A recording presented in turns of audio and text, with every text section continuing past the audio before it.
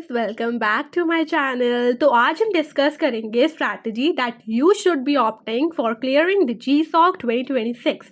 So welcome to GSOC 2026 decoding the hidden gate, your ultimate success blueprint for this open source. So let's get started.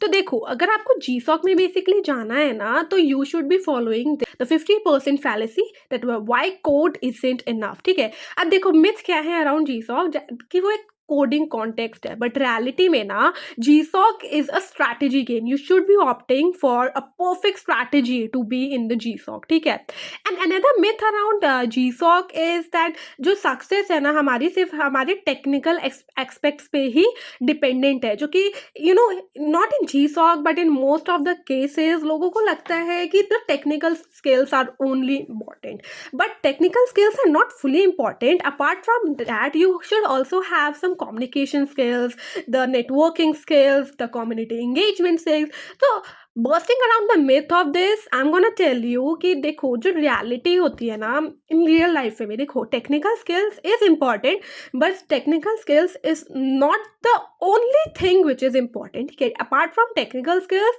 You should also be having the communication skills, community engagement skills. मतलब आपको ना लोगों से बात करना आना चाहिए basically, आपको लोगों से कनेक्ट करना आना चाहिए बेसिकली, एंड आप जो सोच रहे हो आपको अपने आइडियाज़ को ना बेसिकली एक्सप्रेस करना आना चाहिए इन अ बेटर वे। ठीक है, और एक और मिथ है जो कि GSOC के अराउंड है, वो ये कि जो आपका जो प्रपोजल बनाते हो ना आप, तो वो बहुत कॉम्प्लेक्स कोड जितना होगा उतना ज़्यादा चांसेस हो जाएंगे आपके विन करने के, जो कि बिल्कुल गलत है।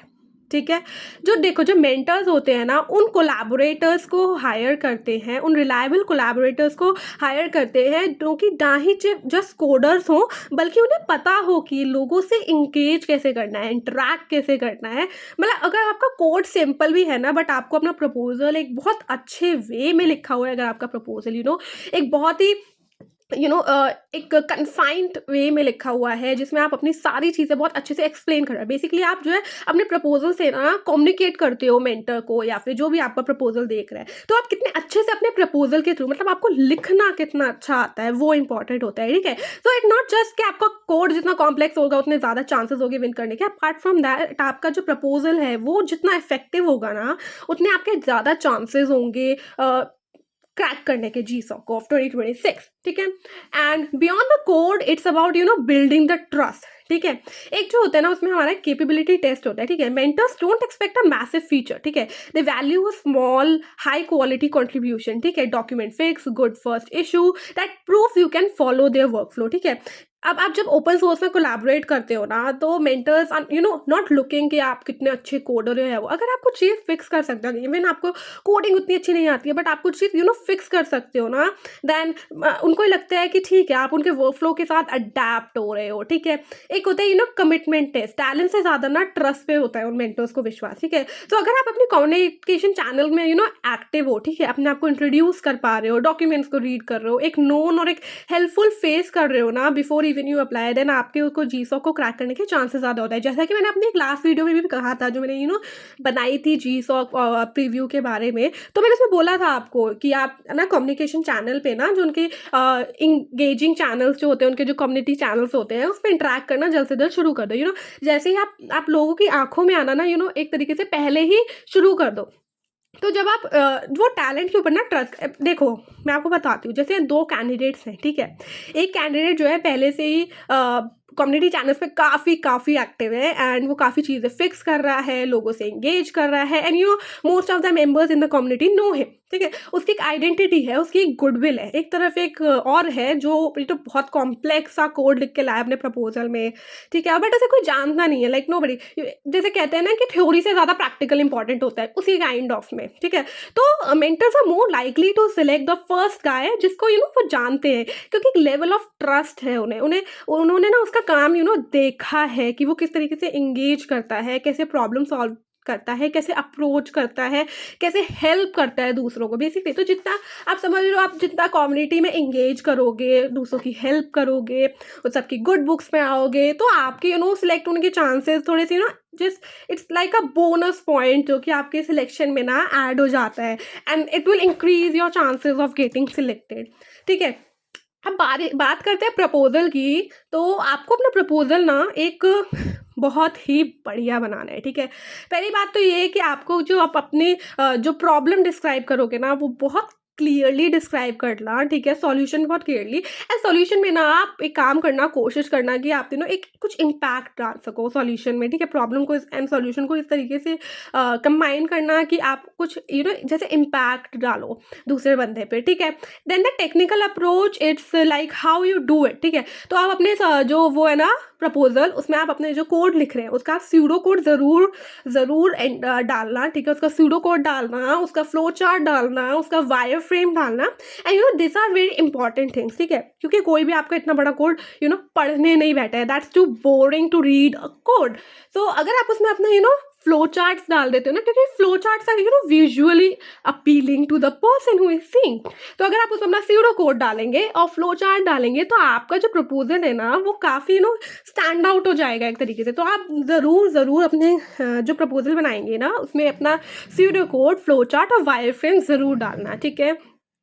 वे बात करें वीक बाय वीक टाइमलाइन की, तो देखो जो टास्क होते हैं ना, उनका एक फिक्स टाइम होता है। तो जब आप अगर जीसॉक में सिलेक्ट हो जाए ना, तो याद रखना कि आप जो है ना अपना जो प्रोजेक्ट है, ठीक है, जो भी आपको काम जो है साइन किया जाए, तो उसको टाइमली डिलीवर करना, ठीक है? और आपके जो प्रोजेक्ट्स है ना, उनको आप लिंक कर देना अपने पीआरस वगैरह से, ठीक है? Just to prove your capability and all, ठीक है? फिर बात करें इसके टाइमलाइन की अगर, तो देखो नवंबर से दिसंबर तक का जो फेज़ होता है ना, यानी कि अभी जो फेज़ चल रहा है, ये बेसिकली रिसर्च फेज़ है, and it's a golden time to prepare for a GSoC. इसमें आपने क्या कर सकते हो, अपने जो टेक स्टैक है उसको रिफाइन कर सकते हो, ठीक है? और जो जीसॉक है ना, उसके जो पास्ट ऑर्गेनाइजेशंस हैं, पास्ट प्रोजेक्ट्स हैं, उनको स्टडी कर सकते हो, पास्ट जो प्रपोजल्स हैं उनको स्टडी कर सकते हो। एंड याद रखना, आप अपना गिट या गिटहब को ज़रूर मास्टर कर लेना। यहाँ पे देखो लिखा भी हुआ है मैंने कि आप ये जो अभी टाइम चल रहा है ना, नवंबर से दिसंबर का, ये आपके लिए गोल्डन पीरियड है फॉर द रिसर्च, ठीक है? जैसे कहते हैं ना, एक रणनीति बनानी पड़ती है, जैसे अर्जुन ने बनाई थी महाभारत में। So it's the time for you to make your personal रणनीति, ठीक है? तो अभी आप अच्छे से रिसर्च करो, अपना पास्ट जो ऑर्गेनाइजेशंस हैं, पास्ट जो रिसर्च पेपर्स हैं, पास्ट के जो जितना भी मटेरियल है ना, उन सबको स्टडी करो, ठीक है? फिर जैन से फेब में जो होगा ना, वो होगा आपका इंगेजमेंट फेज, ठीक है? तो इंगेजमेंट फेज इज बेसिकली यहाँ पे जो 2-3 ऑर्गेनाइजेशन होंगी ना, वो शॉर्टलिस्ट होंगी, ठीक है? तो आप मेलिंग लिस्ट को ज्वाइन कर सकते हो और 1-2 छोटे-छोटे ना कंट्रीब्यूशंस डाल सकते हो उसमें, ठीक है? जैसे कि आप टाइपोज को फिक्स कर सकते हो, छोटे-छोटे बग्स को फिक्स कर सकते हो, just to build the rapport, ठीक है? तो आप जनवरी से फेब में काफ़ी ज़्यादा इंगेज होना, जब आपकी जो ऑर्गेनाइजेशन है, 2-3 ऑर्गेनाइजेशन जो शॉर्टलिस्ट होंगी ना, तो आप उसमें इंगेज करना, छोटे-मोटे कंट्रीब्यूशंस वगैरह करना, टाइपोज बनाना, बग्स को फिक्स करना, ठीक है? ये सब आप करेंगे तो आप लोगों की नज़रों में आएंगे, that would be I think really effective for you, ठीक है? अब जो मार्च 2026 है आपका, तो वो होगा आपका ड्राफ्टिंग फेज, ठीक है? जहाँ पे आप अपना प्रपोजल जो है ड्राफ्ट करोगे, and proposal is the most crucial for the mentors, ठीक है? To get feedback from mentors on your draft early, ठीक है? तो बेसिकली ना मार्च वाले फेज में आप मेंटर से अपने प्रपोजल पे फीडबैक ले सकते हो, ठीक है?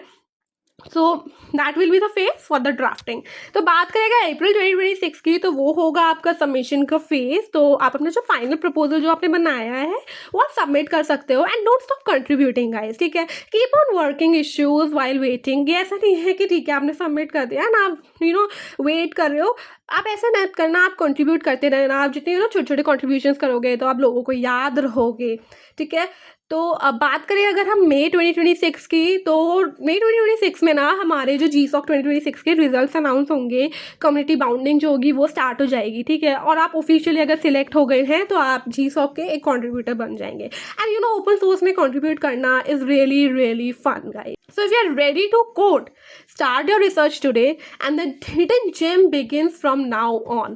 So like and subscribe and comment your target organization below and what all you need the material for the GSOC. I would be really happy to help. तब तक के लिए bye bye, and don't forget to hype my video, like this video and subscribe my channel. बाकी की updates के लिए बने रहिए इस channel पे। तब तक के लिए bye bye.